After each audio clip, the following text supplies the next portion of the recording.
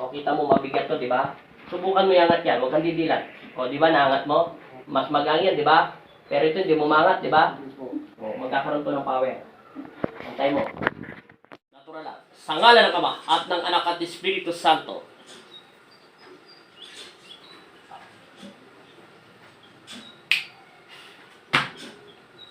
Sa pangalan ni Jesus.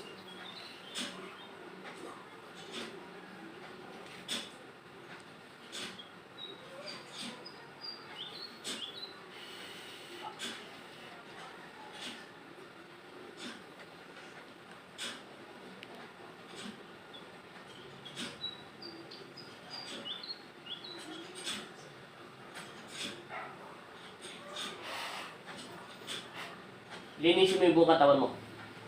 Lahat itapon mo. Sige.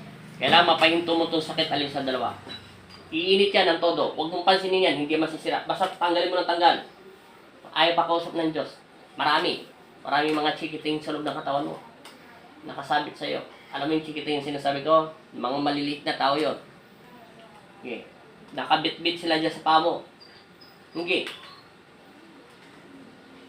Tapon ng tapon. Banggitin ng Diyos. Humingi ng kapatawaran. Linisin mo ang katawan mo. Liba sinabi sa'yo, parang vacuum yan. Gisingin magnetiko ang kanyang diwa. Makinig ka sa akin. Naririnig mo ako, di ba? Opo. Kilala mo si Kristo, di ba? Opo. Babae ka lalaki. Lalaki po. Ulitin ko. Sige, kalasin mo. Lahat ng sakit mo. Okay, kalas. Tanggalin mo. Tapon mo lahat sa pangalan ng Ama. Ng Anak. Espiritu Santo. Amen. Kalas. Okay, kilala mo si Kristo, di ba? Opo. Babae ka lalaki. Lalaki po. O sige, kalasin mo. Yung babae, ligaw na kaluluwa to. Sige, kalasin mo. Tapon mo lahat ng nilagay mo sa kanya, ay nilagay niya sa'yo. Tapon mo. Wala siya rin dyan. Wala siya dyan sa katawan mo. Sige, tapon mo ng tapon. Simula ulo. Makinig ka sa akin. Simula ulo. Tapon. Itapon mo pagkahawak mo. Huwag mo ibalik. Yan. Ulo muna. Simula ulo. Tapon. Mata. Balikat. Dibdib. Braso. Kaliwa kanan. Ilalim. Ng kilikili. Tapon. Tiyan. Balakang. Nahirapan ka, huwag ka sumandal. Sige. Hita. Papasok. Tapon. Kabilaan. Tuhod. Ilalim ng tuhod. Ulitin ulit. Doon ka ulit sa umpisa sa taas. Kalas ng kalas. Kailangan mapahinto mo alin dito sa dalawa. Pag huminto ito, antay mo bumaba yung lamig. Wala pa yung lamig. Sige. Alam ko mainit ang katawan mo. Sige, kalas. Ganon din yung katulad ng ginawa mo. Balik-balik lang. Bangkitin lang ang Diyos.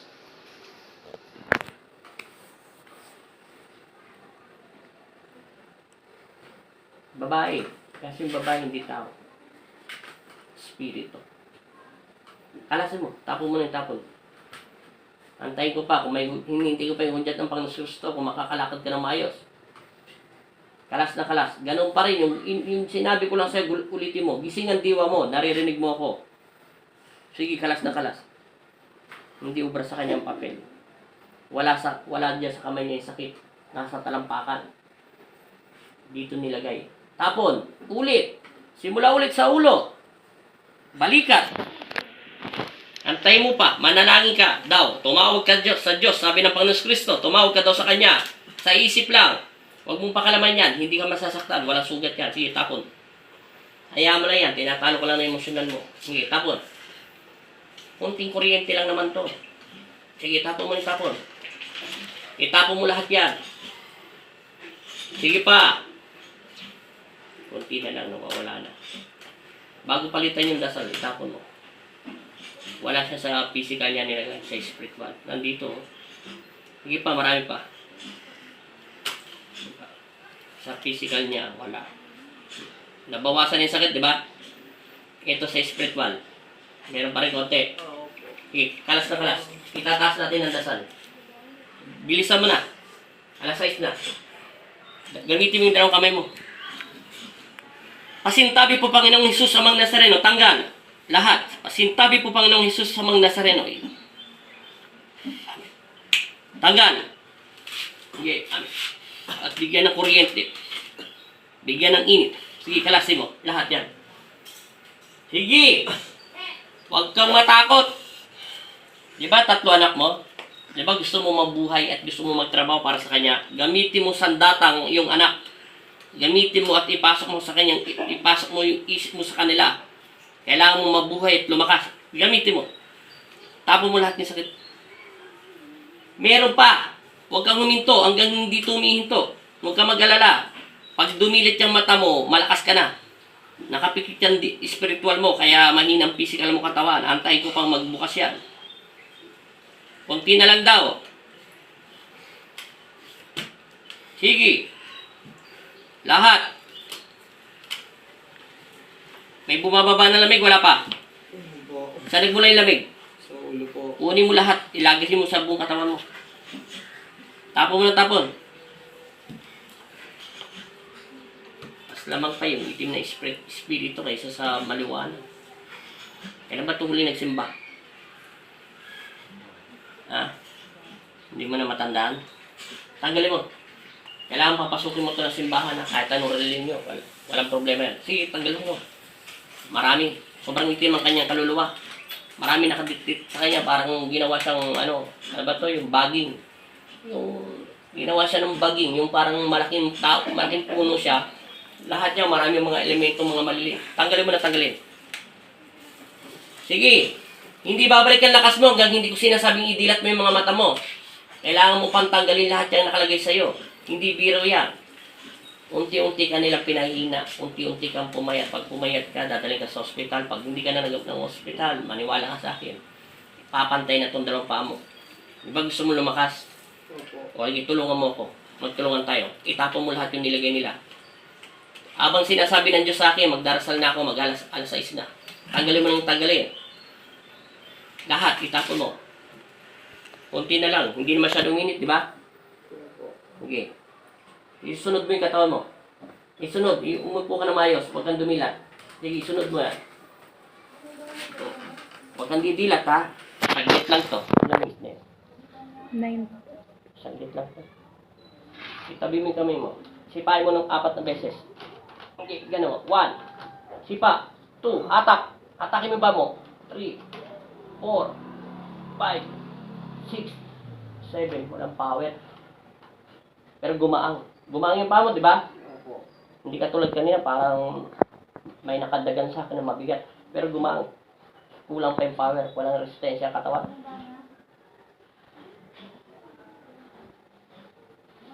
Gumaang yung paa niya. Baba, huwag kang didilat. Akin ang kablang pa. Para malagyan natin ang power doon sa kablang side. Akin na. O, kita mo mabigat to, di ba? Subukan mo iangat yan. Huwag kang didilat. O, di ba, naangat mo? Mas magang yan, di ba? Pero ito, hindi mo maangat, di ba? Opo. O, magkakaroon to ng power. Antay mo. Isipin mo, nakapikit ka, nagkakaroon ng power. Pikit. Tapos ito, hindi mo maangat. Huwag mong hawakan. Ganyan lang yan.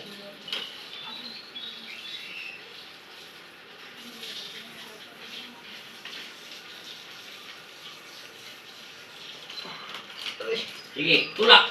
7 beses. Sipa. 1, 2, 3, 4, 5, 6, 7.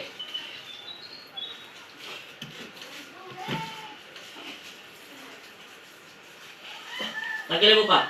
Diyan. Tanggalin mo lahat. Tanggalin mo. Tapon. Sige. Hanggang balakang. Hanggang doon sa may balakang. Hindi kumabot eh. Tapon mo. Iangat-angat mo to habang tinatanggal mo. Di ba gumagalaw na? Opo. Sige, huwag mo masyado na. Sige, tanggalin mo pa. Konti pa. Gumaang na yung paa mo. Konti na lang. Konti na lang. Baliwala yung ginawa natin. Mapapagod lang ako. Sige, tanggalin mo. Hanggang balakang. Nawawala yung walang power ng buong katawan niya. Ilang buwan na pa to? Kalas, ilang buwan niya na sakit yan? Pabalik-balik. Balik-balik. Pasumpong-sumpong. Ilan nga? Ilan? Maguwan niya. Maguwan niya. 1 month? Ay, 1 year? Sige, kalas na kalas. Dapat napaga to.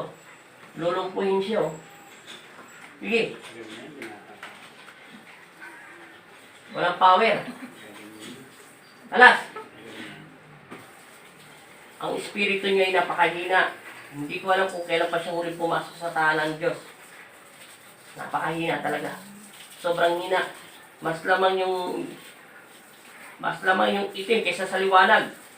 Nasa 1/4. Nasa 1/4 lang yata yung liwanag. Mas 3/4 pa yung pinakalamang sa kanya. Sa 1 kilo, mas malakas pa yung itim. Yun ang liwanag sa kanya. Gumano to, di ba? Ibaba mo. Sabi mo yung Jesus name. Sabi mo yung Jesus name. Jesus name. Amen. Amen. Dilata mata. Umayos ka lang po. Bit-bitin yung katawan mo. Magkakaroon niya ng power. Pantay mo lang. Alam ko gumangi yan. May tubig ba dyan? Ulitin ko na yung sinabi ko sa iyo ha. Magbalik loob. Hindi ko na alimin yung kasalanan mo. Alam mo na at nasabi ko na kanina ha.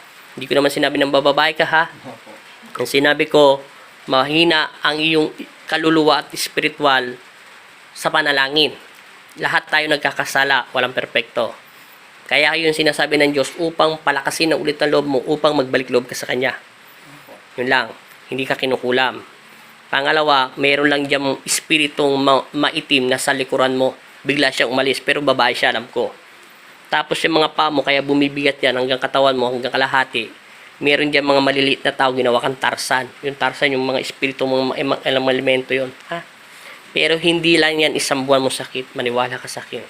Kalkulado ko, napakatagal niya na, basta't nasa kalkulado ko hanggang 3 taon. Simula ngayon. O higit pa. Hindi mo lang yan pinapansin. Kasi, puro katrabaho. Yun lang. Importante, magaling ka na, ha? Igalaw mo yung kamay pa mo. Iliko mo nga yan. Di ba, naliliko mo na? Hindi ka tulad kanina, di ba? Binuhat mo pa ng 2 kamay mo yan. Yung paano pagbuhat mo kanina? Ganyan lang, di ba? Salamat sa Diyos, ha? Lagi magdasal. Bata ka pa, ilang taon ko lang? 30. 30 po. Salamat ka, may bata kang anghel na mayroon kang panganganak lang asawa mo. Kung wala, matatagalan ako sa'yo. Ulitin ko, hindi ka kinukulam, ha? Hindi yung karaniwan. Basta't pangit siya. Para siyang may buntot na nakadikit sa'yo. Para siyang, yung nasa dagat na mahabang buntot, tapos may, pagi. Pero babae mukha niya. Yun lang. Hindi ko alam bakit kanya gusto eh. Yun lang. Salamat. Nagbago na mukha mo. Kanina, maputla ka. Eh, pogi ka na rito. Mas pogi ka pa pala doon sa kuya mo. Sino mas matanda sa inyong dalawa? Siya po yung ko. Ah, siya ba yung kuya? Parang kuya mo siya eh. Tapos baby face yung mukha mo eh. Sige, okay na. Salamat ha.